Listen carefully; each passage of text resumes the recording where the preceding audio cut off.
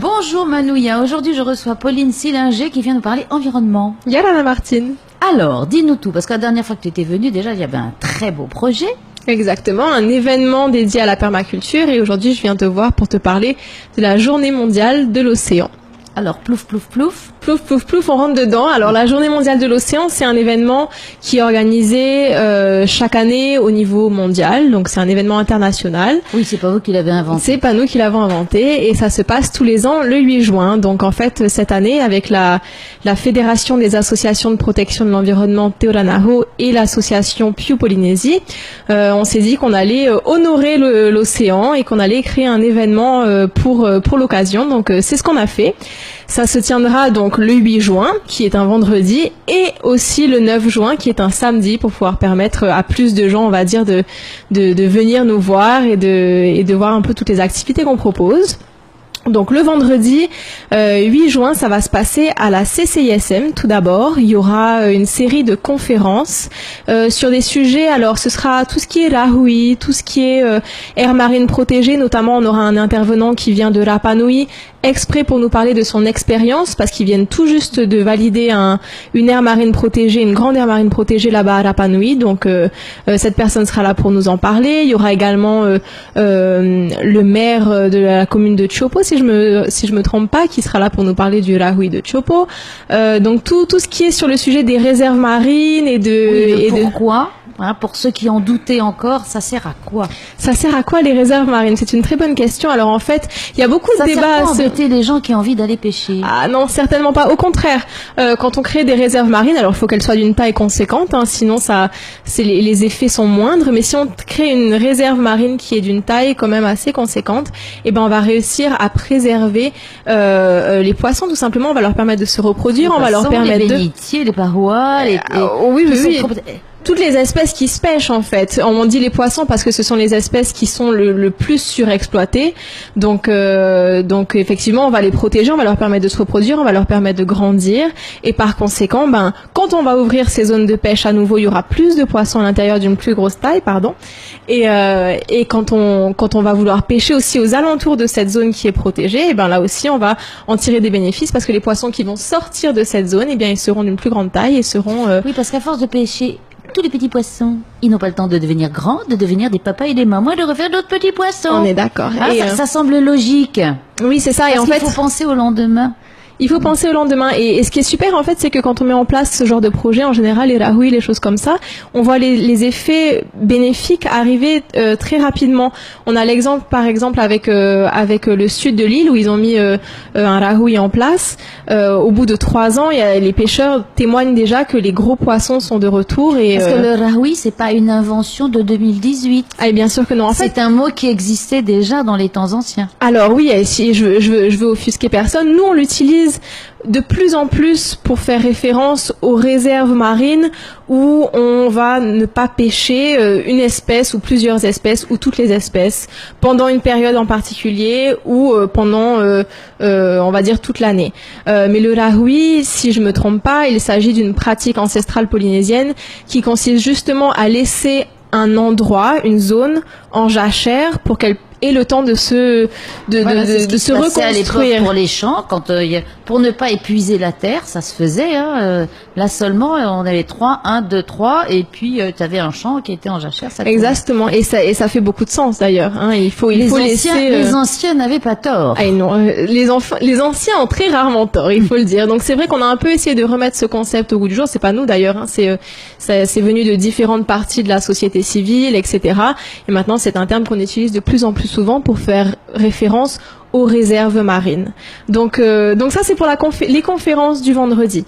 Donc le vendredi 8 juin, ça va se passer à partir de 15h à la CCSM jusqu'à à peu près 18-19h. Et ensuite on enchaîne sur un événement qui est un peu plus festif. Donc là on vous invite à la place VIT où il y aura un concert gratuit du groupe marquisien Takanini. Donc pour ceux qui ne connaissent pas le groupe marquisien Takanini, déjà c'est du très bon son. Et en plus de ça, c'est un groupe qui est un fervent défenseur justement des ressources marines des Marquises et qui a milité beaucoup contre le projet de pêche industrielle. Donc raison aussi pour laquelle ils sont invités à donner un concert pour cet événement, c'est parce qu'ils ont vraiment ils soutiennent une cause. Alors ensuite, on passe à la journée du samedi 9 juin. Donc on a voulu faire un événement sur 2 jours, comme je disais, pour pouvoir avoir le plus de monde possible. Et le samedi 9 juin, on vous donne rendez-vous au parc Paofei à partir de midi. Donc vous avez le temps de faire tout ce que vous voulez le matin et de venir vous relaxer et passer une super après-midi avec nous dans les jardins du parc Paofei. Donc là, en fait, on va avoir un village d'associations. Donc ça va être tout simplement des stands qui vont être montés. Alors chaque stand fera partie d'une thématique. On a 7 thématiques en tout et ce seront des associations, des institutions, on va dire, de référence dans le milieu de la protection ou de la promotion du milieu marin. Il y aura par exemple la problématique du plastique dans les océans. Il y aura la problématique... C'est un gros problème. C'est un gros problème. Donc on aura sous, on va dire, ce chapeau, on aura l'association, enfin le collectif Nanasac Plastique qui va venir justement nous parler du problème de la pollution plastique et en quoi ça affecte les océans. On aura également deux prestataires, on va dire 2 jeunes entreprises. La première, c'est Idealis, qui est une entreprise qui fait des couvre-plats en tissu. Elle fait aussi des petites lingettes réutilisables. On peut réutiliser, bien sûr. C'est ça. Elle a des tissus cirés aussi qui font office d'alternative aux films plastiques qu'on va mettre sur les plats, etc. Donc en fait, c'est une entreprise qui va proposer des alternatives durables. Oui, parce que c'est pas toujours pratique, hein, quand on fait ses courses. Ou mettre ses poubelles aussi, les sacs plastiques. Exactement, mais le plastique est partout. Donc du coup, oui. nous, ce qu'on a voulu montrer lors de cet événement, c'est ok, on vous dit qu'il y a un problème, c'est que le plastique est partout et ça pollue, mais on va aussi vous donner des alternatives. Donc il y aura également aussi Mara Moustok, par exemple, qui sera là et qui va nous montrer des barquettes en fibre végétale qu'il fait importer et qu'il met à disposition pour on va dire, être une alternative aux barquettes en plastique, aux couverts en plastique et toutes ces choses qui font partie de notre quotidien. Et bien qu'on utilise par praticité. Les pailles, par exemple, aussi. Exactement. Oui. Toutes cette sorte de choses qui peut être facilement remplacées. C'est ça. Donc on aura cette thématique du plastique, on aura bien évidemment la grande thématique des espèces emblématiques du monde marin, donc tout ce qui est tortues, dauphins, baleines, etc.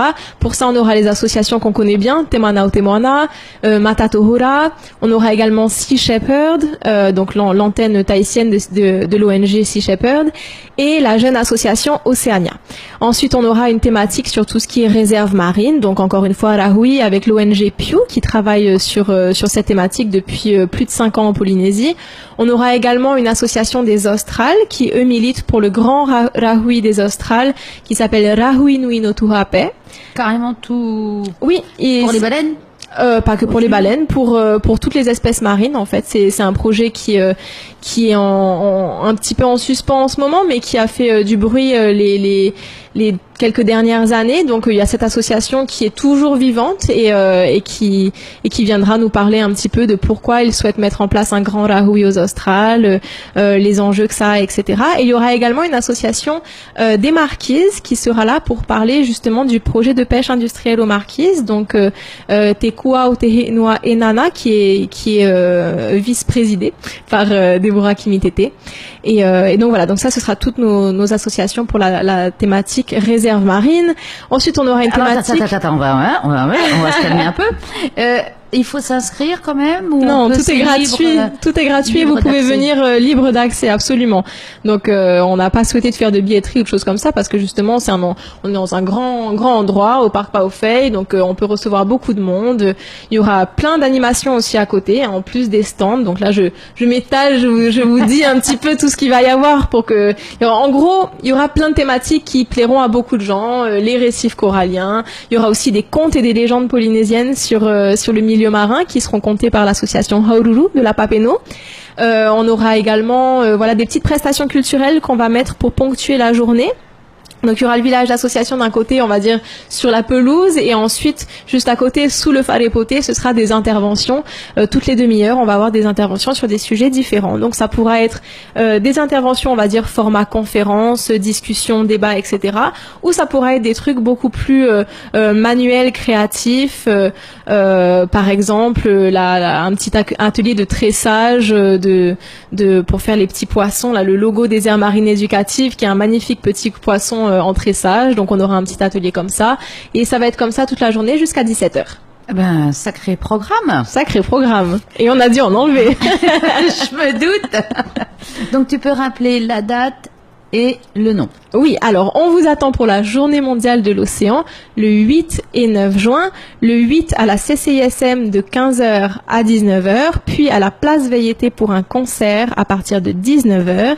Et le samedi 9 juin, on vous attend au Parc Paufey à partir de midi jusqu'à 17h. Et plus si affinité, on continue, on ira se baigner. Ah oui, on ira se baigner dans la rade de Papeete. Merci Pauline. Merci à toi.